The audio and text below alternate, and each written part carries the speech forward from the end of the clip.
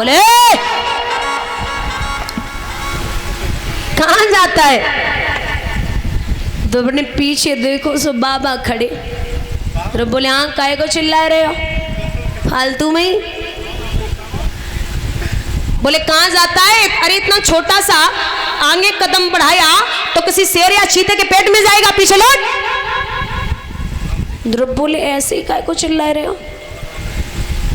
है कौन? बोले मैं आप ही बताओ। बोले तू सुनीति का बेटा है लग रहा मुझे। बोले सही समझे, मैं सुनीति को ही बेटा हूं, भजन करने जा रहा हूं। बाबा नारद बोले खाए वो आते आतन से जो भजन करोगे? अरे माला जाप करना जानते हो जो भजन करोगे?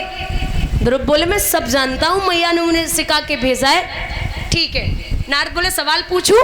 बोले हाँ हाँ जितना मन करे पूछ लो, मुझे ध्रुव कहते हैं, मैं पीछे नहीं हटूंगा। बोले पूछूं? बोले आप पूछो। बाबा नारद बोले भजन करेगा? बोले हाँ। शेर देखे? शेर नहीं। बाबा नारद बोले अगर नहीं देखे ना तो तू देखेगा भी नहीं, आगे बढ़ और आगे कदम बढ़ा तो शेर के पेट में ही पहुंचेगा। बाबा नारद की बात सुन के ध्रुव मुस्कुराए गए, बोले बाबा हमारी मैया पहले तो भेजना ही रही और भेज के हमारे सर पे हाथ फेर के कही है लाला अगर जंगल में जाएगा ना तो तू डरना नहीं, 5 शेर मिलेंगे और शेर में भी भगवान होते हैं।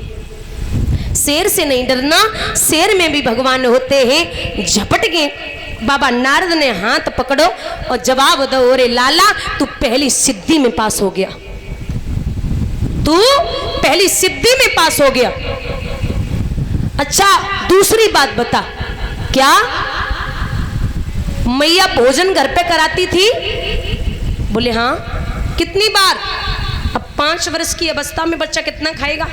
बोले जब जब गोद में बिठाती थी तब तब थोड़ा थोड़ा खिला देती थी।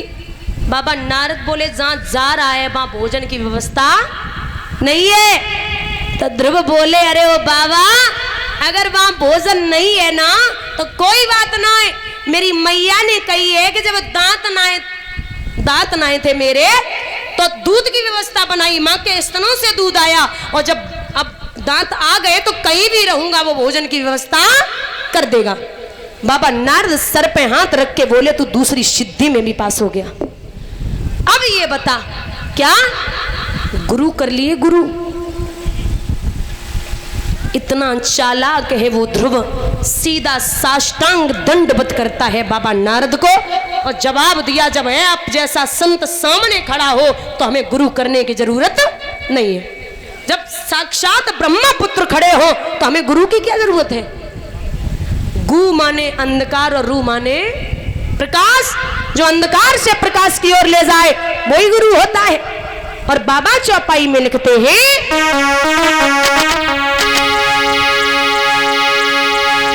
गुरु बिन ज्ञान कहाँ रखा है, हीरा सा जन्म गमा रखा है, हीरा सा जन्म गमा रखा है।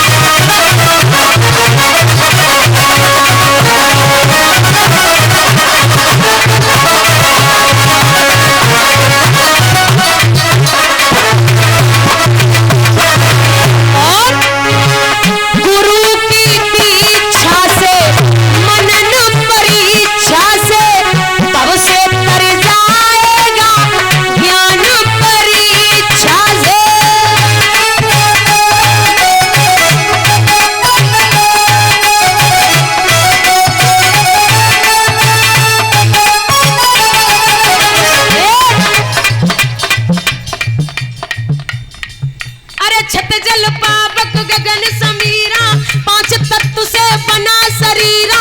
छत जल पावक गगन समीरा, पांच तत्व से बना शरीरा। अंत समय काम न आए, माटी मोल पिता रखा है, माटी मोल पिता रखा है।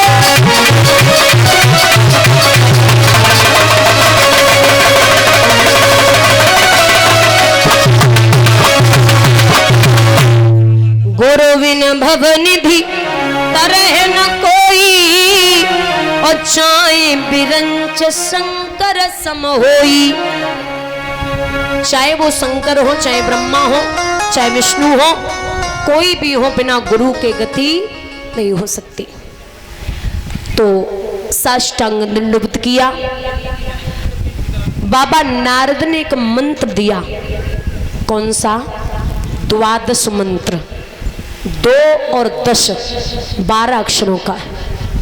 द्वादश मंत्र दिया, 2 और 10, 12 अक्षरों का। ओम नमो भगवते वासुदेवाय। इतना ही है, 2 और 10, द्वादश 12 अक्षरों का। ओम नमो भगवते वासुदेवाय।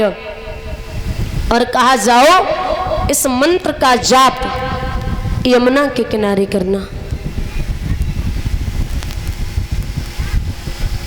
ध्रुव रटते हुए जा रहे, ओम नमो भगवते वासुदेवाय, ओम नमो भगवते वासुदेवाय। और चले हैं प्रेम से तालियों का साथ देते हुए हमारे साथ बोलेंगे। पीछे भैया जरा तारों से तारे मिला के तो देख, जरा मोहन को दिल से बुला के तो देख। वो प्रभु खिंचे हुए बंधे हुए चले आएंगे, वो प्रभु खिंचे हुए बंधे हुए चले आएंगे।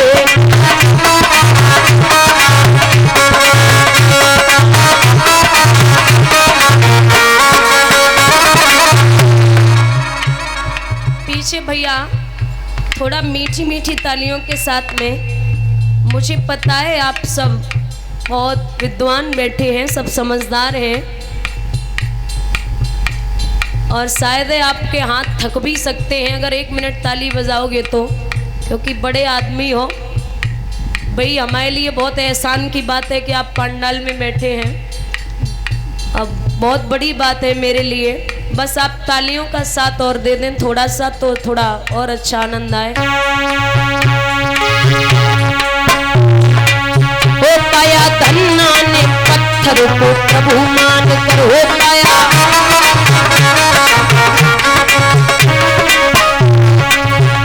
पाया धन्ना ने पत्थर को प्रभु मान कर, हो पाया।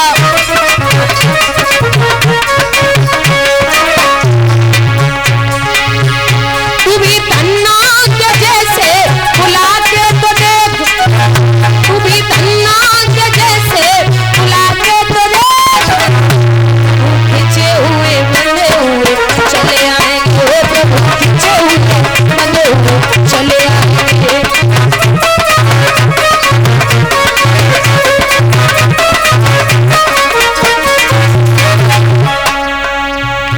कभी लिखता है कि पाया धन्ना ने पत्थर को प्रभु मानकर। अच्छा बुजुर्गों, आपने एक नाम सुना होगा, धन्ना सेठ। सुना है सबने ही। अगर लोग रईस हो जाए, धनवान हो जाए, तो कहते हैं अरे वो तो एकदम धन्ना सेठ है। धन्ना सेठ का नाम सबने सुना होगा। तो मैं आपको बता दूं कि ये धन्ना जब ये 5 वर्ष का था तो गांव में एक महात्मा जी आए। तो जो शालिग्राम की प्रतिमा होती है ना, वो पत्थर टाइप होती है, तो वो जैसे ही लेके आए तो धन्ना ने वो प्रतिमा देख ली। मैया से बोला मुझे यही पत्थर चाहिए। अरे मैया बोली लाला ये पत्थर नहीं, ये भगवान है, इनकी पूजा करनी पड़ेगी। अब बाबा ने, जो बाबा जी थे, उन्होंने वो पत्थर दिया ही नहीं अपना।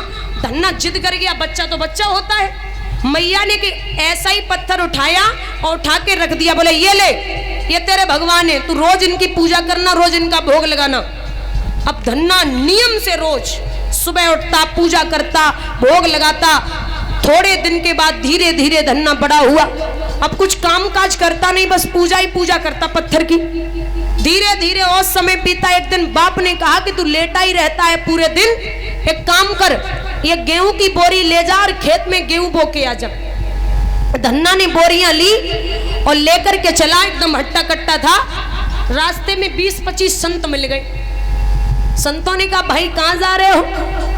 बोले वो गेहूं की बुवाई होनी है, वो बोएंगे जाके। संत जी बोले 4 दिन हो गए मांगते मांगते कुछ मिला नहीं, आप ये गेहूं हमें दे दो तो हम थोड़ा अपना खा पी ले। धन्ना बोला जैसे हमारे गेहूं वैसे तुम्हारे गेहूं ले जाओ, जाओ। गेहूं धन्ना ने संतों को दे दिए। अब विचार करो कि अगर हमने से गेहूं संतन को दे दे, अब घर पे जाएंगे, बाप बोलेंगे कि गेहूं बो के आया या नहीं आया, तो कुछ तो करना पड़ेगा। सो बालू पड़ी थी, बालू की 2 बोरियां धन्ना ने भरी, पूरे खेत में बालू बो के घर पे आ गया। पिताजी बोले बो के आ गए? बोले बिल्कुल आ गया, बहुत बढ़िया फसल होगी। धन्ना मन ही मन में सोच रहे फसल तो ना होवे वाली, लेकिन हमारी मिट्टी खराब जरूर होगी। बोले होगा वो तो देखा जाएगा। थोड़े दिन पश्चात जब देखा गया तो ऐसी महाराज भगवान की कृपा से उस बालू से फसल उगी है, पूरे क्षेत्र में वाह होने लगी कि ऐसी फसल कभी जीवन में किसी की नहीं हुई, जो आज फसल उसके यहाँ हुई है। जब इतनी अच्छी फसल हुई तो फसल काटी गई, जिसमें से बहुत गेहूं निकला। धन्ना ने जब गेहूं पीसा और पिसा करके बड़े बड़े संतों विद्वानों को इकट्ठा किया, बहुत भंडारा चलाया, धन बांटा है। उसी दिन से धन्ना सेठ बजने लगे। वो पाया पत्थर को, हाँ पाया धन्ना ने पत्थर को, ब्रह्मांड कर हो पाया। तू भी धन्ना के जैसे बुलाते तो देख, तू भी धन्ना के जैसे बुलाते तो देख। प्रभु खींचे हुए बंदे चले आएंगे हो।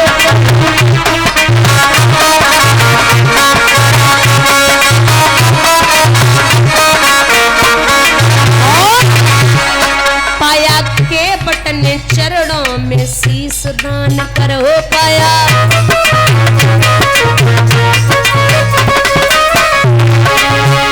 तू भी के बट के जैसे बुलाते तो देख, तू भी के बट के जैसे बुलाते तो देख। भिजे हुए मन चले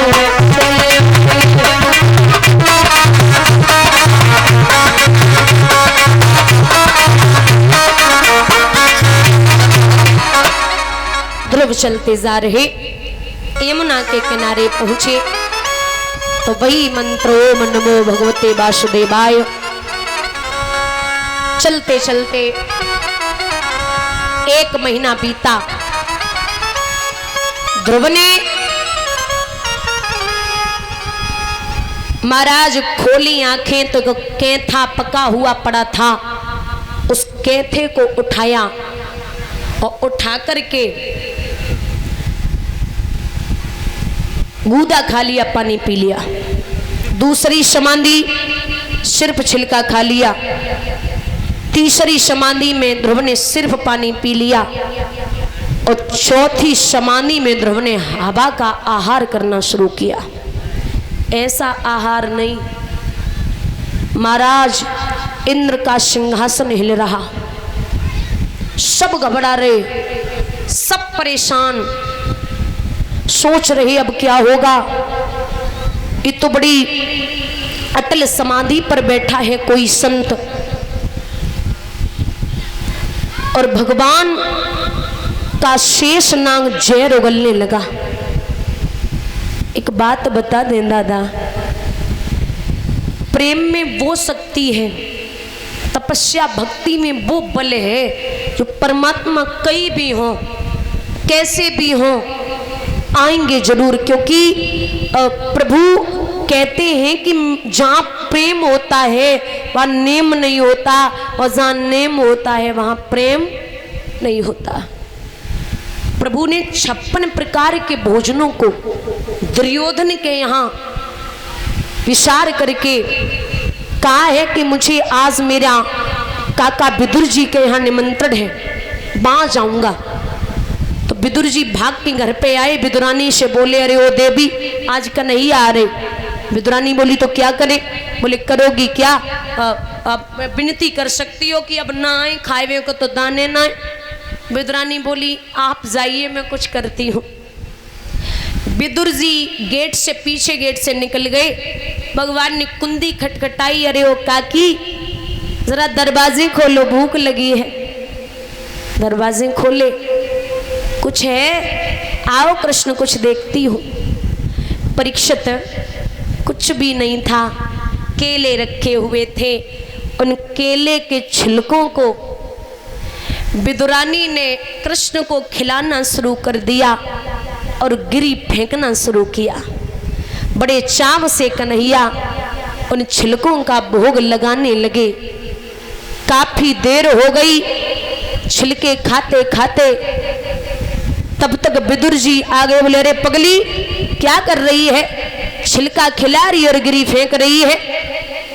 अलग हट, मैं खिलाऊंगा। अब महाराज विदुर जी गिरी खिला रहे और छिलका फेंक रहे। कुछ देर बाद विदुर जी ने भगवान से पूछी, कृष्ण सत्य बोलना, जो स्वाद काकी के छिलकों में था वो इस गिरी में है या नहीं है? भगवान बोले काका चाहे बुरा मानो या भला, जो स्वाद काकी के छिलकों में था वो इस गिरी में नहीं है। आप जानते हैं ये छिलका और ये गिरी है, लेकिन मैं हमेशा भाव का और प्रेम का भूखा रहा हूं, हमें कुछ भी नहीं चाहिए प्रेम के अलावा। ऐसे थे जब ध्रुव ने आहार किया हवा का लला। जब ध्रुव ने खींची प्राणवायु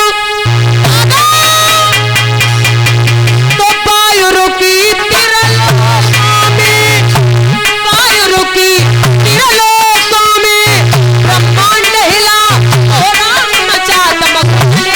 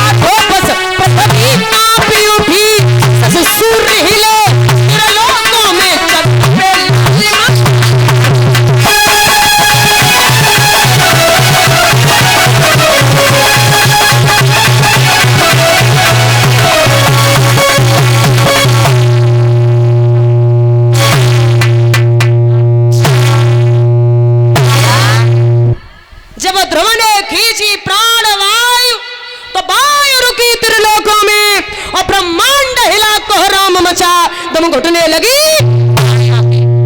जीवों की आंखें पथराई, एड़ियां रगड़ झटपटा उठे और हिला उठा इंद्र का सिंहासन, जलवासी सभी मिला उठे। इंद्र का सिंहासन हिला। अब बोले आप जाओ, कोई भी तपस्या कर रहा हो उसकी तपस्या भंग करके आओ। एक छोटो सो बच्चा 5 वर्ष को जाके पहुंची। बोले अरे ओ दीदी उर्वशी।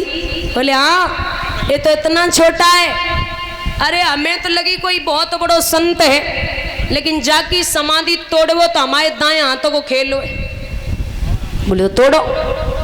कोई शेर बन के, कोई सर्प बन के, कोई कुछ बन के, अलग अलग रूप लेके ध्रुव को डरा रही। लेकिन महाराज वो बच्चा अपने नेत्र नहीं टिका रहा। भगवान के भक्त को सताना छोटी बात नहीं होती। प्रभु ने जब देखा कि मेरे भक्त को सताया जा रहा तो माया रूपी ततैया भेजे। अप्सराओं पे टूट पड़े, अप्सराएं भाग गई। स्वयं परमात्मा अपने भक्त से मिलने के लिए चले। मालिक बैठी गरुड़ पे आए जी, जहाँ पे वो दुर्व तपोए माधव।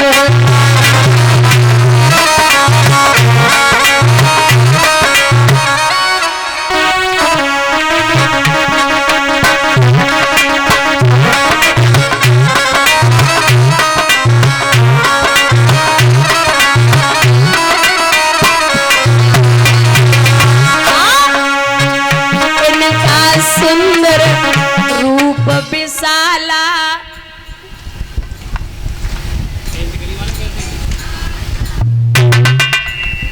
तुम पे हमें तरस ना याद तो लाल मोहे को देख रही हो, तेज बोल ले हो। इनका सुंदर रूप विशाला,